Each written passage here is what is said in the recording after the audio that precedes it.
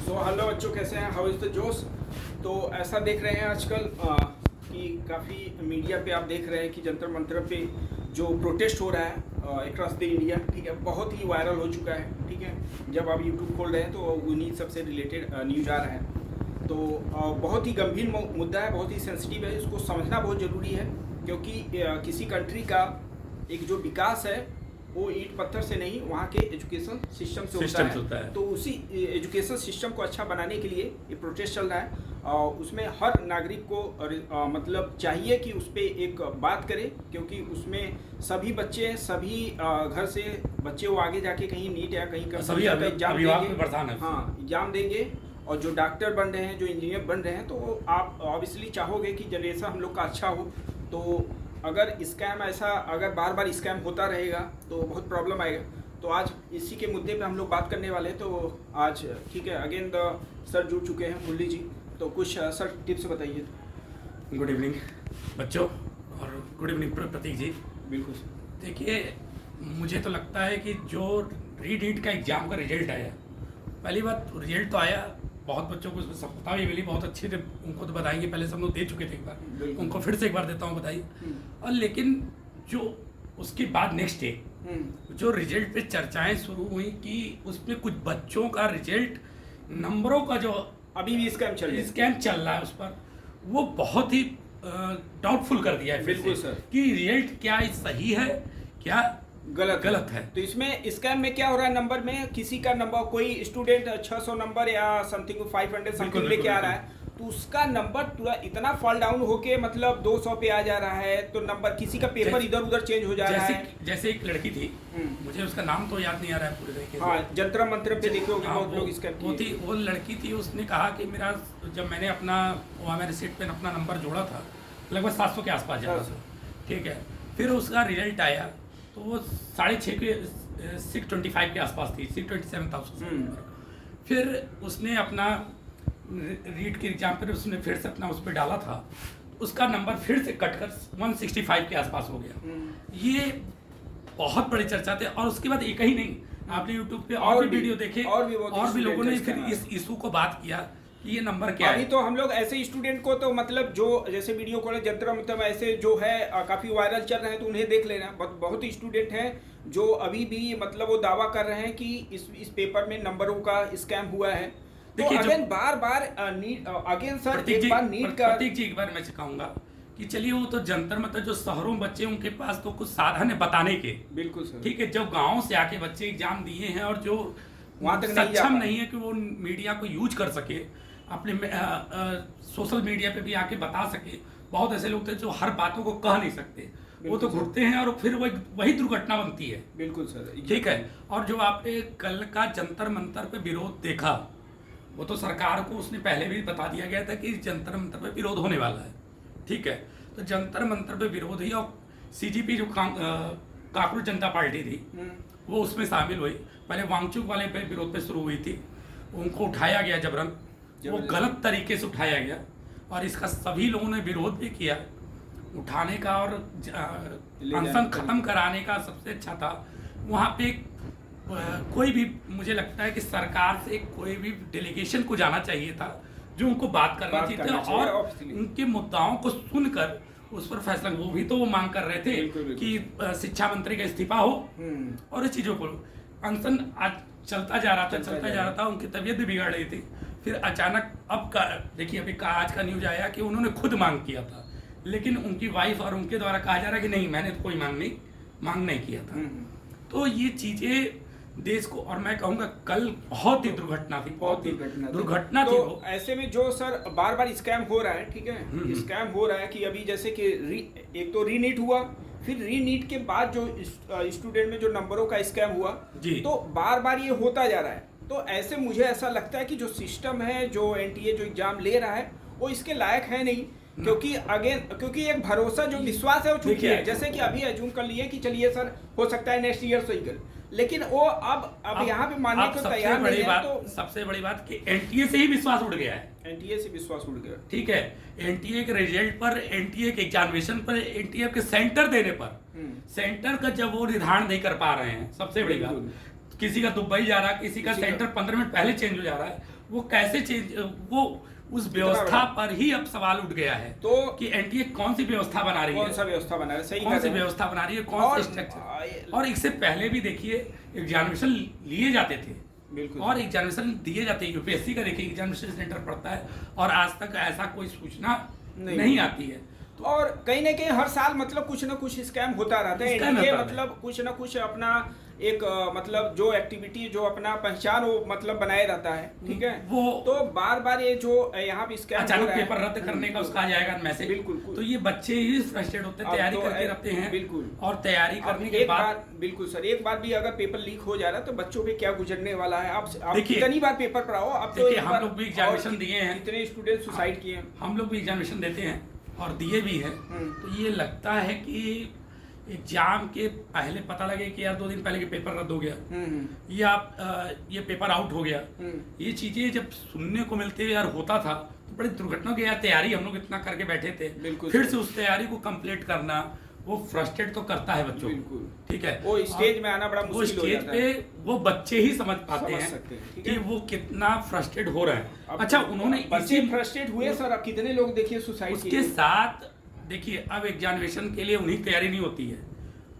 बहुत से ऐसी लड़कियां हैं और बहुत से ऐसे लोग होते हैं जिनका एग्जामिनेशन पहले मतलब आउट ऑफ सिटी पड़ता है, बिल्कुल सर, ठीक है। अब आउट ऑफ सिटी पे एग्जामिनेशन जो पढ़ते हैं हम लोग के, उस पर इतना असर पड़ता है कि उसके साथ देखिए सबके पेरेंट्स कहीं ना कहीं जॉब पे हैं, बिल्कुल सर। जॉब पे अगर वो हैं तो वो अपने को मांग करते हैं कि नहीं मुझे छुट्टी चाहिए, अपने ऑफिस से छुट्टी लेते हैं, फिर उनको छुट्टी अपनी रद्द करानी पड़ती है, छुट्टी फिर नहीं मिलती है, तो वो चीजें भी फ्रस्ट्रेट होते हैं, साथ में पेरेंट्स भी।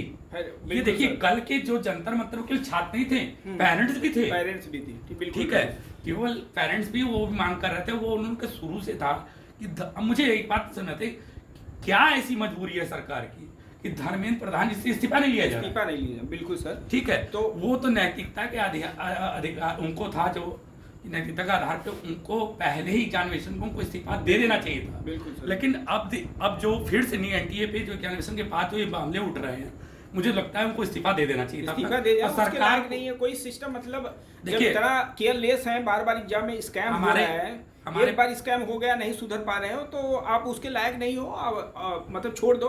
और दूसरी बात तो मैं ये देश पर सबसे ज्यादा युवाओं को और सबसे ज्यादा भरोसा सबको रहा तो अपने प्रधानमंत्री नरेंद्र मोदी जी पे रहा, ठीक है, बिल्कुल नरेंद्र मोदी जी सबको भरोसा है और आज भी है। देखिए अभी भी सबकी एक ही मांग कि जैसे हर मुद्दों पर मोदी जी ने चाहे टीवी पर ऑन टीवी आकर चाहे खुद पर आकर चर्चा किया है, बच्चों के साथ परीक्षा भी चर्चा उन्होंने बहुत अच्छा किया जिससे बच्चों को आत्मबल मिलता है। तो मुझे लगता है कि उनको इन चर्चाओं के साथ करना चाहिए, चर्चा करके क्या इस पर है। और मुझे लगता है पहली उनकी प्राथमिकता जो आपने पूछा क्या करना चाहिए सरकार को, तो मुझे लगता है सबसे पहला उनका होना चाहिए कि धर्मेंद्र प्रधान जी का इस्तीफा और एनटीए पर जांच, एनटीए पे जांच भी होना बहुत जरूरी है कि एनटीए के अंदर कौन कौन काम कर रहा है, ट्रांसपेरेंसी होना बहुत जरूरी है, क्योंकि जो एनटीए पेपर बना रहा है तो कहीं पेपर में, ठीक है, अब देखिए सेंटर कहाँ पे चला जा रहा है, नंबर कहाँ पे चेंज हो जा रहा है, तो ये रिप्रेजेंट कर रहा है कि कुछ ना कुछ बहुत गड़बड़ी चल रहा है अंदर, क्योंकि एनटीए के अंदर जितने भी मतलब पेपर जो डिजाइन कर रहे हैं वो समझ लो काफी एक्सपर्ट होते हैं, काफी ऑथर उथर ये सब बैठे रहते हैं। देखिए तो अंदर कुछ ना कुछ धंधे वाली चल रहा है जिसकी वजह से सुधर नहीं रहे सर। पेपर जो बना रहे हैं, पेपर स्ट्रक्चर में उनकी कोई कमी नहीं मुझे लगती है। मुझे 2 ही जगह स्ट्रक्चर में वहाँ लग रही है जो स्टाफ है, कहीं ना कहीं कोई स्टाफ है जो डिस्ट्रीब्यूटर और जहाँ से ये पेपर छपता है, ठीक है, वो 2 ही जगह हो सकते हैं। और देखिए ये तो सरकार का जांच एजेंसियां ऐसी हैं कि वो तो कब्र से खोज निकालेंगी, बिल्कुल वो तो ठीक है। ये हमारे देश की पब्लिक, हमारे देश में इतने सक्षम अधिकारी मौजूद हैं कि जो इसमें मौजूद होंगे उनको तो कब्र से खोज निकाला जाएगा। लेकिन हाँ, सरकार को इस पर उन अधिकारियों को हाथ में वो कमान देना पड़ेगा, ठीक है, कि कैसे सिस्टम बनाना पड़ेगा, वो सिस्टम तैयार करना पड़ेगा कि ऐसे लोग। अच्छा बात ये भी है सर कि देखिए अब बात ये भी है, मुझे ऐसा लगता है कि बहुत अच्छे भी हैं, मतलब सिस्टम में बहुत अच्छे ड्यूटी करने वाले हैं। बहुत एक से जो भी है पुलिस जो भी है एक से लोग हैं। एक से लेकिन अधिकारी। अब क्या हो रहा है सर, स्कैम कर रहे हैं, सामने वाला स्कैम कर रहा है, सामने वाला इधर उधर धंधा कर रहा है, तो क्या हो रहा है उन पे भी इम्पैक्ट पड़ रहा है। वो सोच ये रहे हैं कि यार जब स्कैम करके ये पैसा कमा ले रहा है तो मैं भी क्यों ना करूं। अब कल की जो घटना हुई, ठीक है, उसके बाद पूरे भारत में जो छात्र हैं उनके ऊपर मानसिकता में केवल आज हम लोग कोचिंग में थे तो हम लोग के दिमाग सब बच्चों का एक ही चल रहा था, सर अब आगे क्या होगा, आगे क्या होगा जब यही हालत देश की रहेगी तो हम लोग को आगे इस सिचुएशन में सर स्टूडेंट पूछ रहे हैं नीट से, मैं पूछता हूं तो नीट बोलते हैं कि अब नीट मुझे नहीं करना है क्योंकि बार बार सर स्कैम होता है, विश्वास उड़ गया। उसी को नहीं, अब वो सोच रहे हैं कि आगे हम लोग को पढ़ना चाहिए कि नहीं या देश ही छोड़ना पड़ेगा। हाँ, क्योंकि अब ऐसा जब स्कैम हो रहा है तो स्कैम देके ही आगे बढ़ जाए। हाँ, स्कैम पर बैठ जाए, ठीक है, जब हम लोग को होगा ही नहीं। देखिए ये बच्चे आज बहुत डाउटफुल है, बहुत डाउटफुल है, बहुत डाउटफुल है। आने वाला जो जनरेशन होगा बहुत खराब हो सकता है। हम लोग को मुझे लगता है कि सबसे पहला जो 2 स्टेप मैंने पहले भी आपके साथ चर्चा किया और अभी भी बोल रहा था कि धर्मेंद्र प्रधान जी का इस्तीफा जरूरी है पहला, और दूसरा एनटीए पे जांच, और तीसरा सबसे बड़ा होना चाहिए प्रधानमंत्री मोदी जी कल लाइव आकर टीवी पर या किसी तरीके से आकर बच्चों को भरोसा में लेना बहुत जरूरी है। और मुझे ऐसा लगता है कि आएंगे, हाँ वो आएंगे। मुझे मेरा क्योंकि देखिए क्योंकि ये देश ने जितने भी लोगों ने अभी तक मोदी जी को वोट दिया है और दिया है, ठीक है, मोदी जी को प्रधानमंत्री 10 सालों से लगातार बना, हम लोग ही बनाए और विश्वास भी बना हुआ है उनके ऊपर, इसलिए मुझे सबसे अच्छा लगता है। अब वो विश्वास धीरे धीरे उठ रहा है सर, इसलिए देखिए अभी विश्वास सबका है तो क्यों मोदी जी पर है, और लोगों पे जो सबके डाउटफुल पे सब लोग आ गई है, उनकी पूरी सरकार आ गई है। बिल्कुल सर, लेकिन देखिए सर सिस्टम तभी चेंज किया जा सकता है, कुछ अच्छा इनोवेशन तभी किया जाए जब ऊपर जो बैठा हुआ एजुकेटेड हुआ तपा हुआ आदमी हो। कल अब ये बताइए सर, ये जो है प्रधानमंत्री नरेंद्र मोदी एजुकेटेड है नहीं है, नहीं है, अब जो मतलब अगर जो एजुकेटेड, जैसे कि अब्दुल कलाम का नाम दे रहा हूँ, अब्दुल कलाम देखो साइंटिस्ट थे तो उसी से रिलेटेड बात करते, स्पीच देते थे, इंस्पिरेशनल स्पीच था। अब ये बताइए क्या ये ऐसा दे सकते? नहीं, चाय पानी यही सब बात करेंगे सर। देखिए मुझे तो ऐसे क्या इम्पैक्ट पड़ेगा, ये क्या मतलब? तो मैं ये सोचता हूँ कि इनको भी मतलब इनको भी हट जाना चाहिए, एक ऐसा सिस्टम बनाए जो एजुकेटेड हो, तपा हुआ हो, और ट्राई करें साइंटिस्ट ये सब लोग हैं। क्योंकि मैं समझता हूँ कि देखिए अगर पीछे बहुत साल पहले का बात किया जाए, बुके जुके में जैसे आप पढ़ रहे हो फिजिक्स में कि जैसे यूएस के जो प्रेसिडेंट थे, आप पढ़ाई पे गए, सबसे अच्छा मुझे आपका मुद्दे पे बहुत अच्छे है। देखिए पीयूष गोयल जी अच्छे पढ़े लिखे, रेलवे को कितना सुधार हुआ। बिल्कुल सर, ठीक है, रेलवे पे उंगलियां उठनियां कम हुई हैं, तो उसमें कोई आपको सुनाई नहीं दे रहा कि ये बिल्कुल सर ये प्रॉब्लम आ रहा है, वो प्रॉब्लम आ रहा है, कुछ नहीं।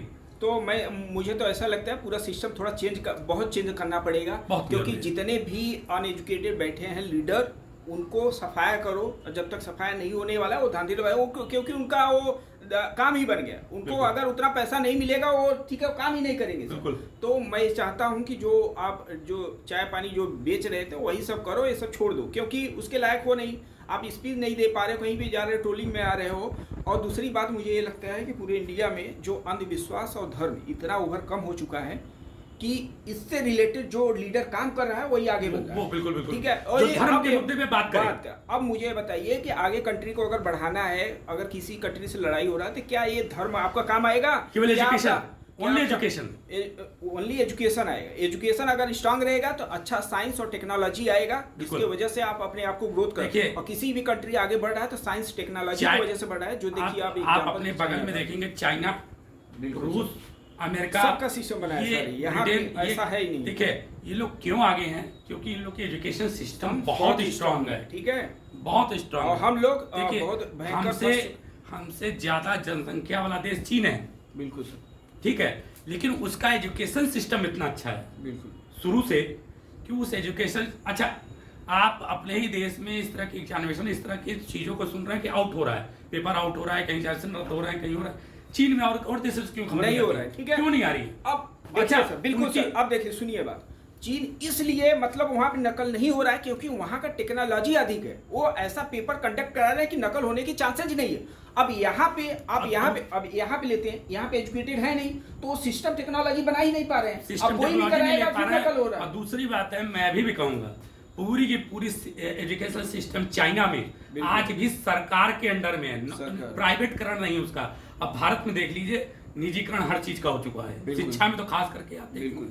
तो वो चीजों को जो हो रही हैं देखिए, हमको कोई देश आगे जा रहा है तो उससे सीखना चाहिए, उससे जलन नहीं करना है। लेकिन हम लोग क्या करते हैं, पाकिस्तान से कंपेयर करेंगे, चाइना से नहीं। हाँ। तो ये सब ध्यान देना है आपको। तो अब रही बात जो अब चल रहा है जंतर मंतर पे, आप समझ रहे हो इतना प्रोटेस्ट चल ही रहा है, तो ऐसे लोग को ज़रूरत है जो अब सही में ये चाहेंगे तो सिस्टम चेंज हो सकता है। तो मैं जितने भी प्रोटेस्ट में इन्वॉल्व हैं उनको तहे दिल से धन्यवाद देना चाहूँगा, क्योंकि वो सिस्टम को चाह रहे हैं चेंज हो, और ये जो स्कैम हो रहा है उसके स्कैम पे बहुत जोरदार प्रहार किया जाए। एक ऐसा सिस्टम बनाए कि नेक्स्ट टाइम पे नकल ना हो, जीरो नकल का चांसेज हो, जीरो। अगर जीरो हम लोग बना दिए, जिस दिन बना दिए उस दिन समझ लो अच्छा। कि अदर कंट्री से आगे आने में मतलब समय नहीं लगेगा। प्रतीक जी की बात मैं कहूँगा, उन छात्रों को सही में बधाई के पात्र हैं। डंडे के बाद भी वो रात तक वहाँ पे जंतर मंतर पे बैठे थे कुछ लोग। बिल्कुल सर। वो अभी भी धरने प्रदर्शन की जगह पे अपने जंतर मंतर पे वो बैठे थे कि अभी भी वो उनकी मांग अभी भी जारी है। बिल्कुल सर। कि आज भी जटे हुए हैं वो, सही कर रहे हैं। जिस तरह की त्रासदी हुई कल वहाँ, उसके बाद से तो अब हम लोग को जागना होगा सर, वो समय जा चुका है। अगर नहीं जागेंगे तो बहुत भयंकर आने वाला सिस्टम बहुत खराब होगा। अब एजुकेशन सिस्टम नहीं खत्म हो जाएगा, देश खत्म हो जाएगा। देखिए जहाँ पे छात्रों को नहीं सोचते वहीं पे दुर्घटनाएं ज्यादा होती हैं। बिल्कुल ठीक है। देश बिगड़ने का सबसे अब सर देखिए सबसे ज्यादा युवा देश भारत है। बिल्कुल सर। अगर युवा ही यहाँ पे असंतुष्ट हो जाएगा तो फिर देश का क्या स्थिति होगी आप समझ सकते हैं। अब ये बताइए सर, जो अब यहाँ पे चल रहा है प्रोटेस्ट, तो फाइनली अब मतलब क्या चाह रहे हैं, जैसे कि काकरोच जनता पार्टी क्या चाह रहे हैं, मतलब अब वो मतलब एक तो चाह रहे हैं इस्तीफा दे दें। बिल्कुल। तो इस्तीफा अगर दे दें तो क्या मतलब आगे क्या मतलब विश्वास है, क्या मतलब दावा कर सकते हैं कि आगे जो आएगा वो भी नकल नहीं करवाएगा, या मतलब क्या ऐसा सिस्टम बन सकता है सिस्टम तो देखिए तो कैसे वो बनेगा, क्या उसके लिए कुछ टिप्स बताइए, क्या मतलब होना चाहिए। सिस्टम तो देखिए बनना कोई बड़ी बात नहीं। मैंने कहा कि आपके यहाँ अधिकारी बड़े सक्षम हैं, मौजूद हैं, ऐसे एक नहीं कि नहीं हो, लेकिन उनको सिस्टम में लाना पड़ेगा, उनके हाथ में देनी पड़ेगी कमान। ठीक है। दूसरी चीज कि सरकार के कुछ चीजों पर खुद मोदी जी को जो भरोसा सब लोग करते हैं उनको नियंत्रण में लेना पड़ेगा। बिल्कुल। केवल अंधविश्वास कर अपने कुछ नेताओं के हाथ में कमान नहीं देनी पड़ेगी। और ये पूरे सिस्टम जो आपने कहा एजुकेशन सिस्टम में लग रहा है कि ये अधिकारी मौजूद है, तो उन अधिकारियों को पूरा चेंज करिए, पूरा सिस्टम चेंज करिए, क्योंकि जो अनएजुकेटेड बैठे हैं, क्योंकि मैं समझता हूँ कि 90% इंडिया में जो भी लीडर हैं अनएजुकेटेड हैं, और उनके अब वो समझ लो उनके कम्युनिकेशन से पता चल जाता है कि क्या आगे कर सकते हैं। ठीक है। और रही बात सबसे बड़ी कंट्री में ये सबसे बड़ी प्रॉब्लम है कि जो एजुकेटेड हैं, जो सीधे जो अच्छे हैं, जो पढ़े लिखे हैं, मतलब तपे हुए हैं, उनको कोई सिलेक्ट नहीं करने वाला है, उनको कोई पूछ ही नहीं है ना। आप गांव में चले जाइए, जो प्रधान बनते हैं, कि एग्जाम्पल दे रहा हूँ सर, वहाँ पे जिसका मतलब जो लड़ाई झगड़ा में तेज हो, जो अपना दावा मतलब वर्चस्व बनाया हो, पैसे में हो, तो ये सुनते हैं ना कि मुर्गा और दारू देके और वोट ले ले। तो ये वाला हाँ, जब तक ये वाला इसको हम लोग एलिमिनेट नहीं करेंगे तब तक ये रहेगा, मैं समझता हूँ। क्योंकि अगर एलिमिनेट करना है तो सब जगह ही पूरा सिस्टम ही चेंज करना पड़ेगा। पीछे क्या हुआ उस पर ज्यादा चर्चा तो बहुत लोग कर रहे हैं। बिल्कुल। मुझे लगता है आगे की चर्चाएं देखिए, जैसे युवा इस समय आगे आकर लड़ रहे हैं, तो उनको हाथ में आगे की कमान है। अब उनमें से ही आगे लोगों को राजनीतिक पार्टियों में आना पड़ेगा। ठीक है। अपनी राजनीतिक पार्टी को अच्छे तरीके से प्रेजेंट करना पड़ेगा। और दूसरी चीज, वो सबके सामने ऐसा विजन रखें, ऐसी चीजों को प्रकट करें कि कैसे हम लोग क्या कर सकते हैं, देश को बदलाव आए। दूसरी चीज पे मैं चर्चा करूंगा आपके साथ कि वोट देने का अधिकार हम लोग के पास है। ठीक है। तो आपने कहा अनएजुकेटेड, ठीक है, तो हमको भी देखना पड़ेगा कि कौन कैंडिडेट खड़ा है और क्या सक्षम कर सकता है, केवल उसके बातों भरोसा नहीं करना पड़ेगा। बिल्कुल सर। और दूसरी बात, मुझे लगता है कि अब समय आ चुका है संसद में एक कानून लाने का, कि वो कानून ये लाना चाहिए कि जो भी चीजें वो चुनाव के जीतने के लिए वो वादे करते हैं, ठीक है, उन वादों को पूरा वो कर सकते हैं या नहीं कर सकते, उसके लिए एक एलिमेंट और सरकार को और सुप्रीम कोर्ट को नहीं कर सकती सरकार, तो सुप्रीम कोर्ट को उस पर खुदा संज्ञान लेकर उस पर कुछ ना कुछ फैसला करना चाहिए। तभी ये सब चेंज हो सकता है जब पढ़े लिखे लोग इसमें इन्वॉल्व होंगे, कुछ अच्छे मतलब बड़े बड़े जो एजुकेटेड तपे हुए हैं साइंटिस्ट देखिए, ठीक है, अगर इन्वॉल्व होंगे तो वो चाहेंगे नया इनोवेशन लेके आएंगे। जैसे अभी बात ये रहा नकल हो जा रही है इसलिए कि हम लोग के पास सिस्टम नहीं है, तो सिस्टम कैसे आएगा? तो कोई यहाँ पे कोई एक ऐसा आदमी चाहिए जो एजुकेटेड है। मुझे तो सर प्रतीक जी एक चीज और लग रहा है मुझे, मेरे दिमाग में एक चर्चा लग रही है कि अगर सरकार की स्थिति रही तो अभी तो धर्मेंद्र प्रधान से मांगा जा रहा है, कल मोदी से भी इस्तीफा मांगा जाएगा। मांगना चाहिए सर, वो लायक है नहीं, मैं तो डायरेक्ट बोल रहा हूँ सर। अब ठीक है ना, वो समय जा चुका है, पहले हम लोग देना ही पड़ जाएगा उनको, क्योंकि वो क्या पढ़े हैं सर, मतलब जो एजुकेटेड है तभी वो स्पीच देंगे ना। अब बताइए कि ट्रम्प से बोलना होता है, किसी से बोलना होता है, देख देख के बोलते हैं, ठीक है, अब क्या रिप्रेजेंट करेंगे? नहीं कर पाएंगे, कुछ नहीं कर पाएंगे सर, जब वो एजुकेटेड है ही नहीं है। वो अगर उनको खुद बोला जाए कि इस टॉपिक पे बात करो, खुद से अगर बात ठीक है बोलना मुश्किल हो, क्योंकि नहीं है नो कंटेंट, नहीं हो गया, कंटेंट नहीं उनके पास, कुछ नहीं, अपने से डिसीजन नहीं ले सकते हो। वही अब्दुल कलाम थे, ठीक है, हर कोई स्पीच देखिए, ठीक है, इंस्पिरेशन इतना होता तो मजा आ जाता, ठीक है। तो ऐसे ही लीडर की जरूरत है। इसरो में देख रहे हैं क्या चल रहा है, इसरो में अब वहाँ पे इतना धांधलेबाजी चल रहा है, तो पूरा वो समय बोला ना सिस्टम पूरा कोलैप्स हो चुका है। इसका मतलब हम लोग ये मानेंगे क्या ये देसी की स्थिति पे है क्या? अरे वो वही है, रियलिटी अगर बात किया जाए तो वही है। अब वो हम लोग बहुत समय के बाद वो लेके, अगर ये देखिए प्रोसेस हम लोग को बहुत पहले करना चाहिए, बहुत पहले ही चल रहा था, लेकिन बार बार उसको रोका गया। आज ये सक्सेसफुल हो जाएगा तो मतलब इसका मतलब ये माना जाए कि अब सरकार से विश्वास उठ गया, विश्वास उठेगा। कोई मतलब इतना चल रहा है सर, कोई अभी सड़क पे छात्रों को आ जाने का मतलब कि विश्वास उठ गया। जब छात्र समझ लिया, आगे छात्र के साथ अगर ये होगा तो आगे वाले जनरेशन को क्या होने वाला। बिल्कुल। तो अब देखते हैं कुछ समय के बाद, अब देखते हैं कि क्या आउटकम मिलता है, फिर हम लोग आएंगे आपके साथ, फिर हम लोग इस पे चर्चा करेंगे। वो जरूरी भी है क्योंकि ये आपके फ्यूचर से है और इस पे सबको सोचना बहुत जरूरी है। तो धन्यवाद sir, thank you to all of you. Okay.